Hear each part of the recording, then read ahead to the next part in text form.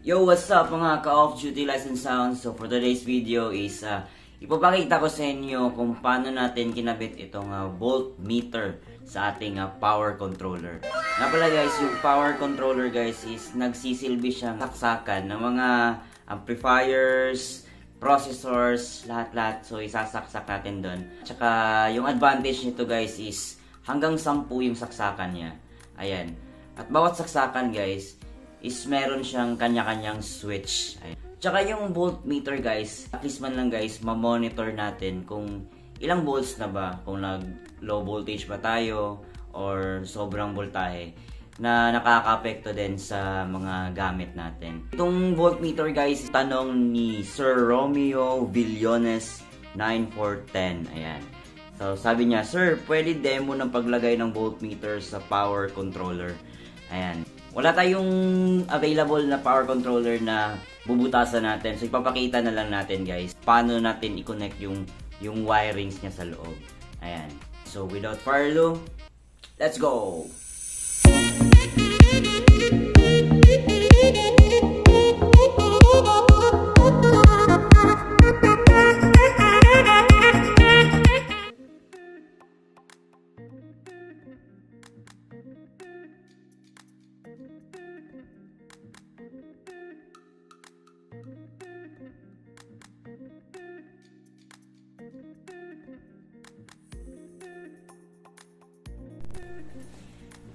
Ayan guys, so ito yung loob ng ating power controller.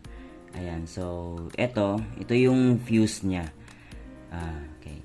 Tapos dito ako nagbabase guys. Itong main main wire niya, ito yung parang naging negative niya at saka positive.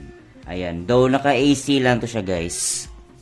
Tapos, itong voltmeter natin guys is AC to guys. Meron kasing DC. So, pag bumili kayo, siguraduhin nyo naka-AC yung bibilin nyo na voltmeter. Ayan. So, since AC to guys, so kahit magkabaliktad, okay lang. So, ito yung, para hindi na lang ako malito guys, ito yung naging negative ko, yung black. Ito yung galing sa voltmeter guys. Ito. Papunta doon. Ayan. So, galing dyan, nag-tap ako dito sa kulay black na wire. Ayan. Okay. Tapos, itong puti, guys, dinugtong ko yung kulay red naman. Ayan. So, guys, tatlo to, guys. Yung green is ground to. Ground. Tapos, yung white at saka black. Okay. So, yung green, so, hindi na natin isama kasi wala namang grounding tong yung voltmeter natin. Ayan, so bali dalawang wire lang talaga guys. Tapos eto, tinap ko sa white. Ayan, yung kulay red na wire, itong maliit. Tinap ko dito sa kulay white. Ayan, hininang ko lang guys. Ayan.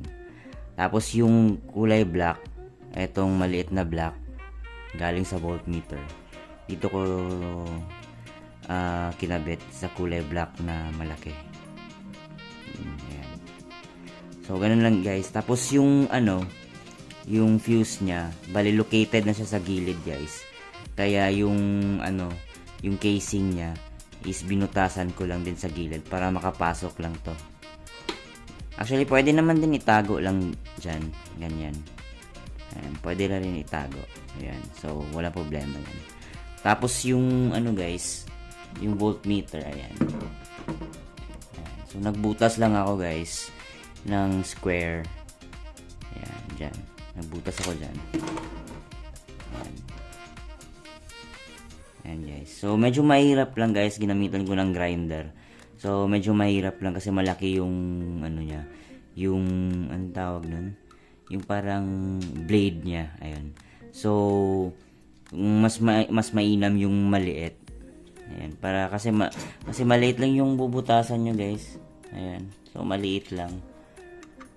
So, para di kayo mahirapan, yung maliit na blade yung gamitin nyo.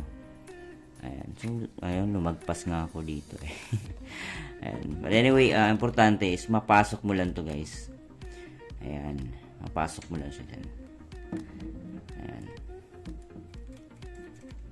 Ayan. So, again guys, tatlong wire to. kulay green sa grounding, so hindi na natin yan isasama. Tapos white at saka black, yan yung mga malalaking wire na galing dito sa main niya, guys.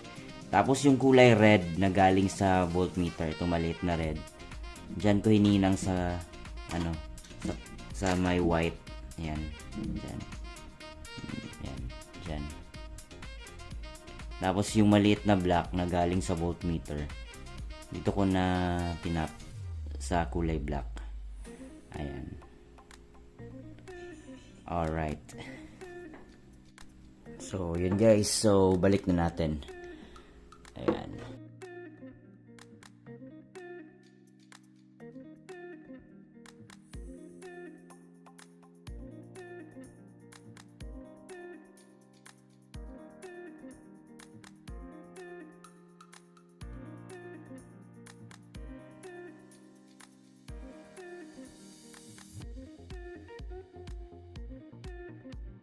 So, ayun na nga guys. So, nakita nyo kung paano natin pinagko-connect yung mga wiring sa loob ng ating power controller at saka yung ating voltmeter.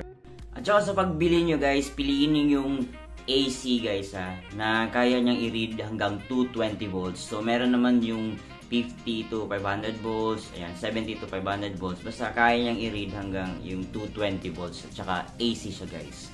Ayan. So, hanggang sa muli, paalam!